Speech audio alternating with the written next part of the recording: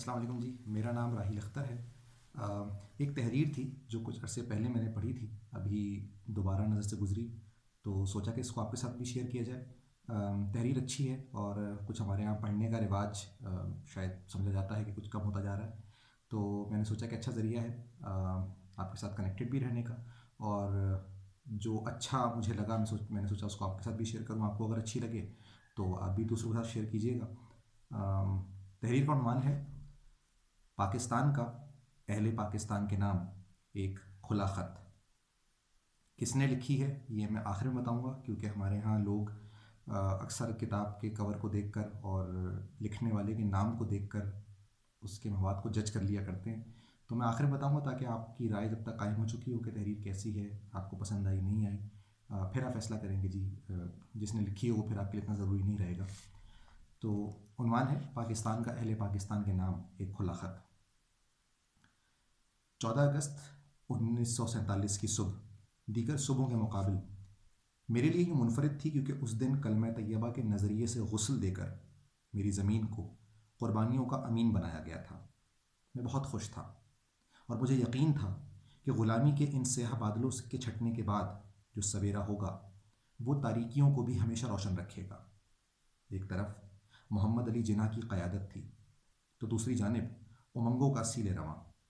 ایک جانب جذبوں کی کیاریوں میں سپنوں کے بیج بوئے جا رہے تھے تو دوسری جانب کوپلوں کے پھوٹنے کے انتظار میں چمن کے مالی اپنا اپنا فرض نبھا رہے تھے۔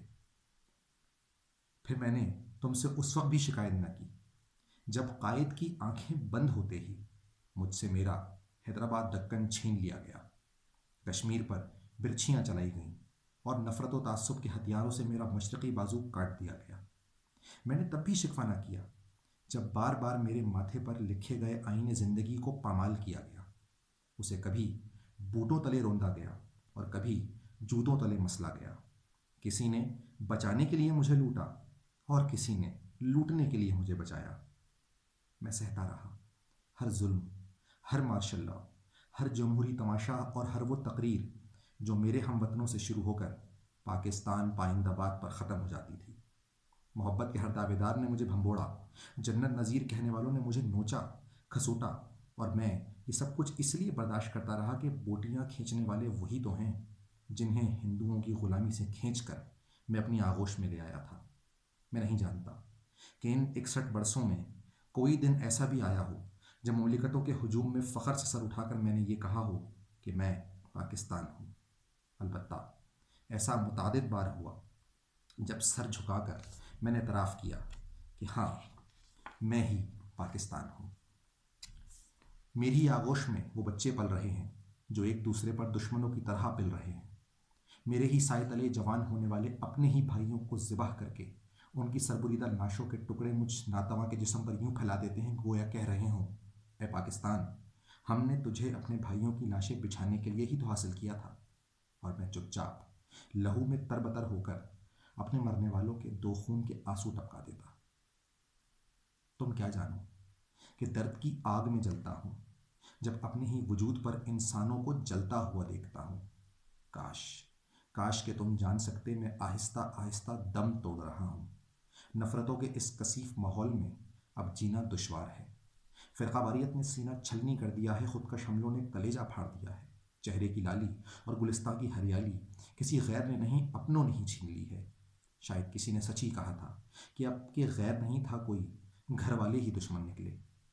آنکھوں میں کتنے خواب سمو کر تمہارے لیے اپنے آپ کو سجایا تھا، اس قدر جلد بھول گئے کہ کتنی قربانیوں کے بعد میں نے تمہاری خاطر اپنا وطن بنایا تھا، میں تمہاری خاطر اپنا آپ بنایا تھا۔ تمہیں الگ گھر کی آرزو تھی، میں تمہارے واسطے چھت بنا۔ تم اپنی مرضی سے جینا چاہتے تھے، میں اسی خواہش کی تکمیل کا صحیفہ بنا۔ تمہیں اپنے اصولوں کے باغ کی طلب تھی، میں پھول بن کر تمہیں آزادی کی خوشبوؤں کا تحفہ دے گیا۔ مگر میری ہی چھاتی پر حسد و عناد کے خنجروں سے پے در پہ وار کر کے تم کن مقاصد کی تکمیل چاہتے ہو؟ ارے آدھا دیس تو گنوا بیٹھے، اب کیا باقی ماندہ وطن بھی انا کے جبڑوں سے چبانا چاہتے ہو؟ کیا تم اس حقیقت کو نہیں جانتے کہ ہر شے کو فنا ہو جانا ہے؟ آفتاب کا مقدر بے نوری اور سمندر کا مقدر بے آبی ہے۔ پھر کیوں سورج کی روشنی کو قصر برتری میں محصور کر کے دریا کو صرف اپنے دروازے کے سامنے بہنے کا پابند کرنا چاہتے ہو۔ یہ وحشی، جنونی، بات بات پر کاٹنے مارنے والے کہاں سے پیدا ہو گئے؟ مجھ میں ایسی کون سی ماں بس رہی ہے جو انسان ہو کر حیوان جن رہی ہے؟ انتہاؤں کو چھونے والے یہ کیسے بھول گئے کہ جس کی کوئی انتہا نہیں وہ سب کچھ دیکھ رہا ہے، اس سے بھی واقف ہے جو اس سے چھپایا گیا، اور اسے بھی جانتا ہے جو اب تک بتایا نہیں گیا۔ طبقاتی فرق کا سنگ بنیاد رکھنے والے آخر یہ کیسے فراموش کر بیٹھے کہ طبقے صرف دنیا ہی میں نہیں بلکہ جہنم میں بھی ہیں۔ یہاں تو طبقے اشراف کی خواہشات سے بنتے ہیں، مگر وہاں اعمال خود بناتے ہیں۔ تو پھر انسان کے سامنے نخوت و غرور کا مظاہرہ کرنے والے جان لیں کہ کبریائی صرف اللہ کی ہے اور سب کو لوٹ کر اسی کی جانب جانا ہے۔ شاید اسی لیے آنسوؤں کی جھڑیاں رکتی نہیں جب دیکھتا ہوں ایک طرف سر چھپانے کے لیے معمولی پناہ گاہیں، پائپ کے ٹکڑے، فٹ پاتھوں پہ بسیرے اور تنکوں سے بنی جھوپڑیاں ہیں، اور دوسری طرف شاندار پرشکوہ منقش اور روشن عمارتیں ہیں۔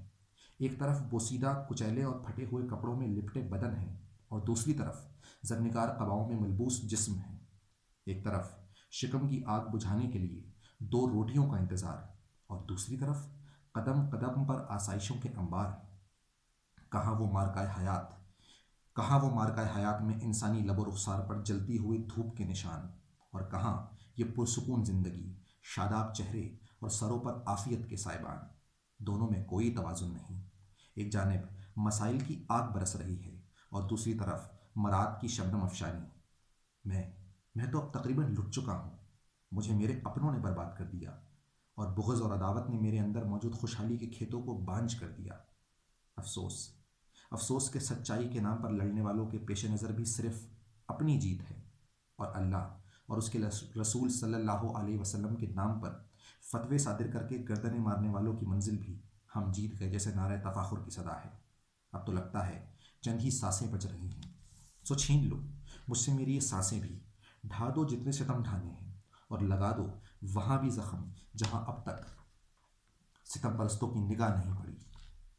میں ٹوٹ رہا ہوں، میں مر رہا ہوں، مجھے بچا لو۔ میرے دل و دماغ کی سوزش اسی وقت دور ہو سکتی ہے جب میرے بچوں کے حرف شیریں بن جائیں اور گفتگو میں ٹھنڈک در آئے۔ دیکھو، غلطی کا اعتراف بڑی چیز ہے، اس سے علم کے نئے نئے دروازے کھلتے رہتے ہیں، مگر جب کوئی انسان اپنی ذات کو اہمیت دینے لگتا ہے تو یہی دروازے ایک ایک کر کے بند ہو جاتے ہیں، یہاں تک کہ بے خبری کے سوا کچھ باقی نہیں رہتا۔ تو کیا تم سب بے خبری کی موت مرنا چاہتے ہو؟ جنون سے خون بہا کر نفرت کی آبیاری کرنا چاہتے ہو؟ مجھ پر ہی قدم جما کر ایک دوسرے سے لڑ رہے ہو نا؟ سوچو، ارے سوچو، اگر یہ زمین ہی نہ رہی تو کہاں کھڑے ہو کر کس سے لڑو گے؟ آخر میں کب تک غیظ و غضب کا بوجھ اپنے سینے پر ڈھوتا رہوں گا؟ کب تک سنتا رہوں کہ فلاں غدار، فلاں دشمن، فلاں کافر اور فلاں واجب القتل ہے؟ خاکے میں بدھن میں ہی ختم ہو گیا تو فتوے کی یہ دکانیں کہاں کھولو گے؟ غداری اور ملک دشمنی کی سندیں کہاں سے لاؤ گے اور کسے بانٹو گے؟ خدا کے واسطے اپنے مشترکہ دشمن کو پہچانو، جو تمہیں فروات میں الجھا کر چپے چپے میں آگ لگانا چاہتا ہے، جو میری تقسیم کے در پہ ہے اور مجھے توڑ دینا چاہتا ہے۔ میری دعا ہے کہ تم قیامت سے پہلے ہی سنبھل جاؤ، اور وقت بدلنے سے پہلے ہی صرف ایک بار اپنے آپ کو بدل لو اور بدل جاؤ۔ فقط تمہارا اپنا پاکستان۔